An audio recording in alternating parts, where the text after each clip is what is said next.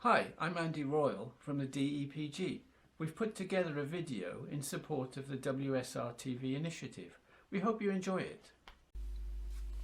Welcome to another instalment of WSR-TV, this time presented by the Diesel and Electric Preservation Group. My name is Andy Royal and I'm one of the trustees of the DEPG. This is the first of a series of videos and gives an introduction to the DEPG. We start by outlining the origins of the DEPG and providing some background to each of the locomotives that are in our current fleet.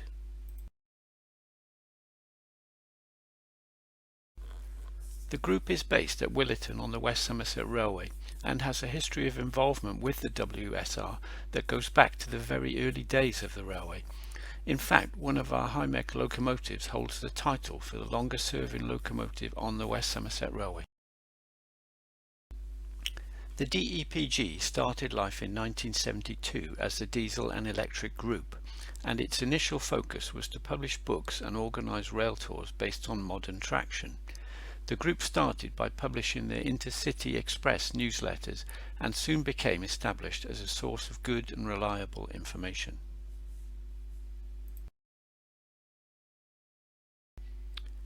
It was only 4 years after the end of steam on the main line, and preservation groups all over the country were scrambling to raise funds to save their favourite locomotives from extinction.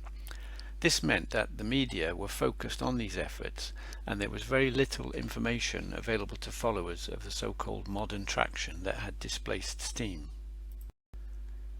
The displacement of steam by diesel and electric traction was the result of the British Transport Commission's Modernisation Plan of 1955, and a careful transition had been planned where locomotive builders from both the private and public sectors would develop the technology and the required manufacturing techniques and would deliver small numbers of their designs for evaluation in service conditions alongside steam. This was known as the pilot scheme. It included 171 locomotives of 12 classes from 8 manufacturers. The plan was sound, but the reality was something completely different. By 1959, faced with a deteriorating financial situation and a severe shortage of labour, the pilot scheme had to be abandoned, and the British Transport Commission placed production orders for designs that had not even reached prototype stage. The inevitable rush to mass dieselisation was to cause chaos on the railways of Britain for many years to come, as unproven and unreliable machines were put in service alongside steam. By 1965, faced with a reduction in route mileage and a still worsening financial situation, the British Railways Board developed a National Traction Plan and decided that classes of locomotive with a poor performance record or those that had proven expensive to maintain would be removed from service. This included some classes that were still in production. With steam slated for complete withdrawal by 1968, the focus of the preservation world remained firmly on steam. By 1972, there had already been mass withdrawals of several classes of diesel and electric locomotives, and almost all had met the cutter's torch without any effort being made to save and preserve a single example.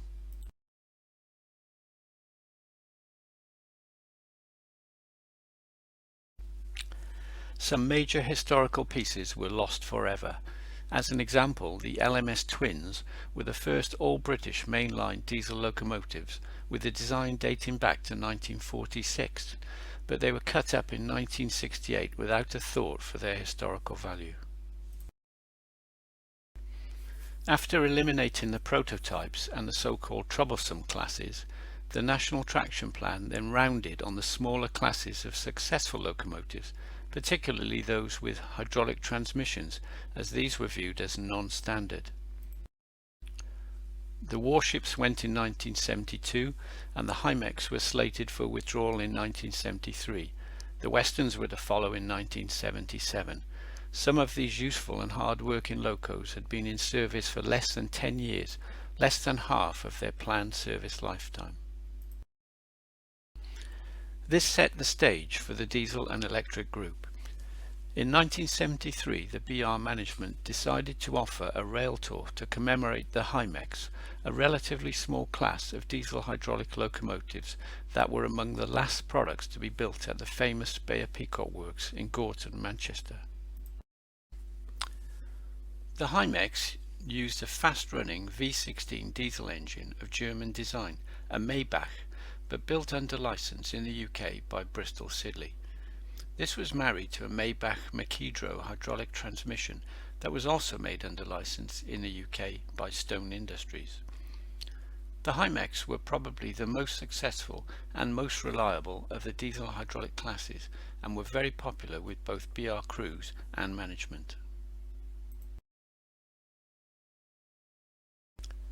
The Himax Swan Song rail tour ran on the 22nd of September 1973. It was double-headed from Paddington to Hereford, returning via Didcot. The route was chosen so that it included destinations where steam locomotives could be seen in operation, because BR were uncertain of filling all the seats of a diesel-only rail tour.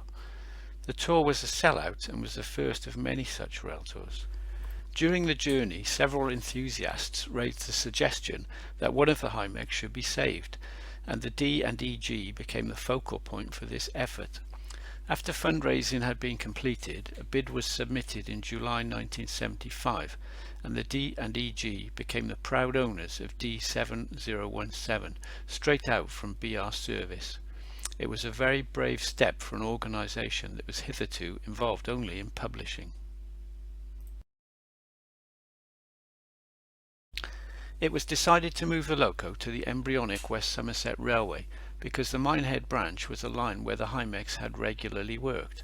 In fact, it was a Himax that hauled the special train for the Beatles during the filming of It's a Hard Day's Night in 1964.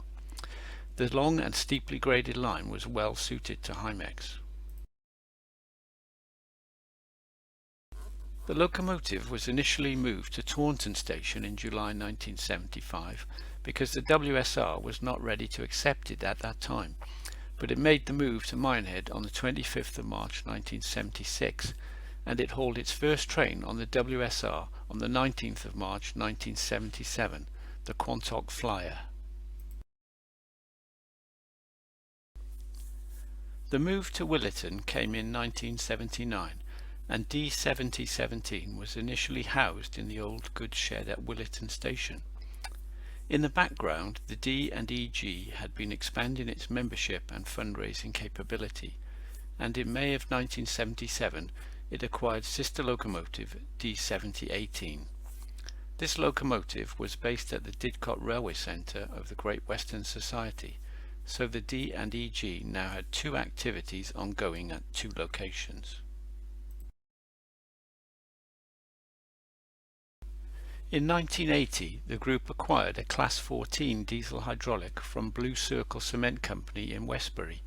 This locomotive had been built at Swindon in 1964, and it was a type that had been designed to take over from the classic GWR pannier tank that was well known in almost every corner of the former GWR network. Unfortunately, the loss of branch lines as a result of the infamous Beeching Report, the reshaping of British Railways, of March 1963 meant that the work that had been intended for these locos was evaporating even as the locos were being built. Many of them did not perform any useful work for BR but were stored before being sold to industry, most being sold to the steel companies and the National Coal Board.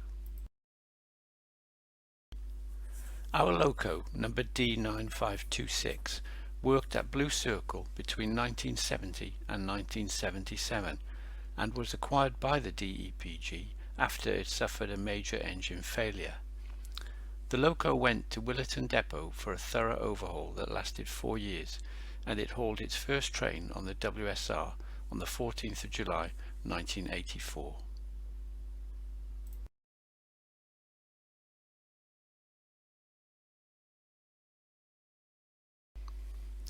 In 1985, the group approached Foster Yeoman the owners of Merehead Quarry between Shepton Mallet and Frome in Somerset, and inquired about the preserved Western class locomotive that had been a static exhibit at their site since 1977.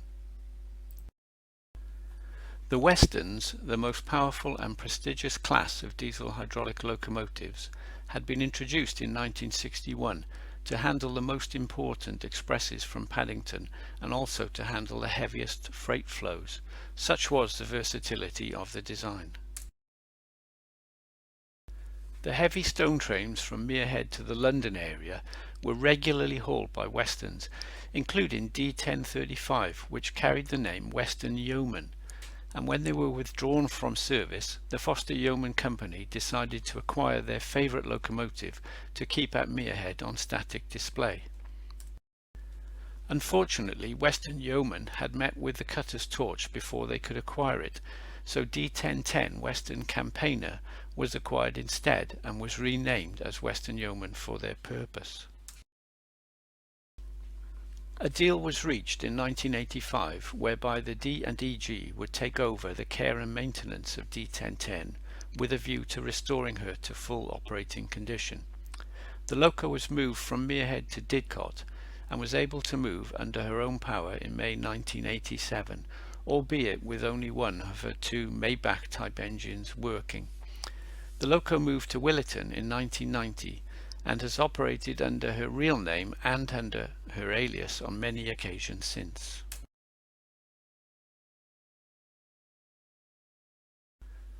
The loco became the property of the DEPG in 1993, the name of our group having changed in 1987 and charitable status having been achieved in 1988.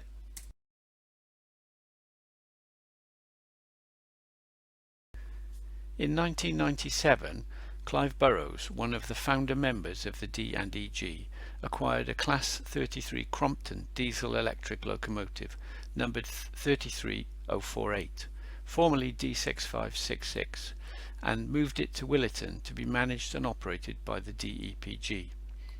This class of locomotives came from another well-known but extinct manufacturer, the Birmingham Railway Carriage and Wagon Company Limited, or BRCW for short.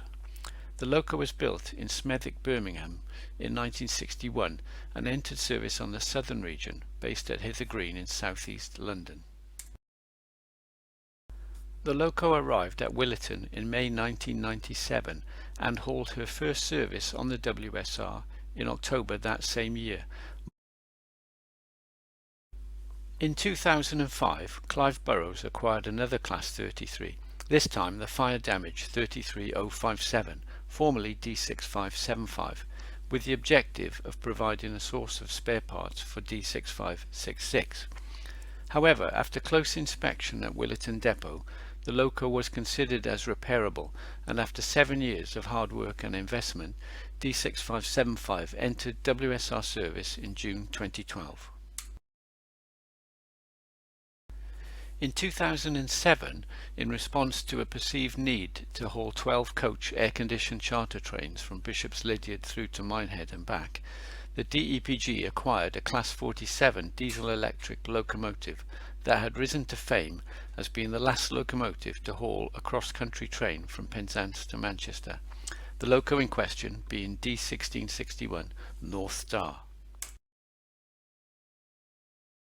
The loco had been withdrawn from mainline service in February 2007 after a mainline career lasting 42 years, and underwent an overhaul and repaint into the original two-tone green livery at the Brushworks in Loughborough. The resplendent loco then worked from Derby to Minehead at the head of a charter service that also included another 47 and a Class 45 Peak that were later used to haul the charter back to Derby. North Star entered service on the WSR shortly afterwards and worked continuously for another 11 years before being withdrawn for body repairs. The most recent acquisition by the DEPG has yet to enter service on the WSR. In fact, the loco does not currently exist as a single entity, but rather a collection of parts. The loco in question is a Class 14 diesel hydraulic built in Swindon in 1964 and withdrawn from BR service only 5 years later due to lack of work. The traditional trip freight work-ins that the loco had been designed to do had all but dried up because of the closure of the branch lines and goods sheds and the transfer of such freight from rail to road. This left the fleet of 56 locomotives with little to no work. As in the case of our D9526, these well-built and sturdy machines soon found new work at industrial complexes around the country, and D9518 spent the next 18 years doing hard labour at the NCB's Ashington Colliery in Northumberland. Acquired by the DEPG in 2011 after 9 years of static display at the Rutland Railway Museum and 5 years of storage at the Nene Valley Railway, the loco was severely worn and suffering from neglect, with several key parts missing, having been used as a spares source for other Class 14 restoration projects. The DEPG team started work in 2012 and the loco has been completely stripped down to the basic components, all of which are undergoing the slow process of restoration as a background project. We hope to see 9518 back in service at some time in the not too distant future.